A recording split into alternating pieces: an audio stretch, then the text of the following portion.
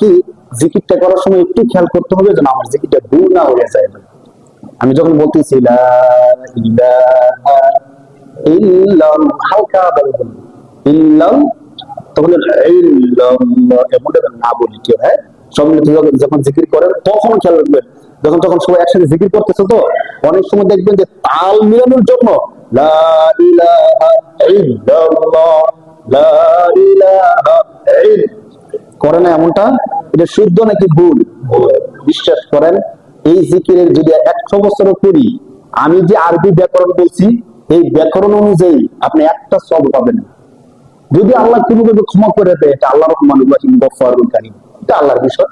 কিন্তু আরবি যেই ব্যাকরণ আমি বলছি, শরীয়তের যে মাসআলা আমাদের বলার দায়িত্ব, এই অনুযায়ী আপনি সব পান। দুইটা দুইটা আছে। যে বেশিরভাগ জিকির তো আমাদের এটাই, লা ইলাহা ইল্লাল্লাহ 200 বার করতে হয়, 400 বার করতে হয়, আমরা যারা জিকির করি বা নিজে নিজে জিকির করি।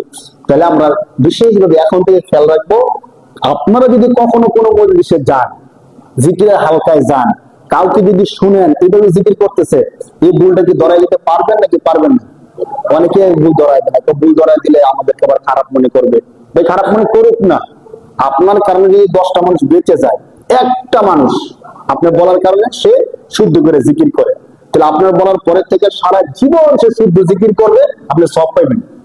আর আপনার লজ্জায় বললেন না, আপনাকে তারা খারাপ মনে করবে যে বললেন না, আপনি জানেন যে বললেন না, গুনাহগার হইবেন 1 নাম্বার।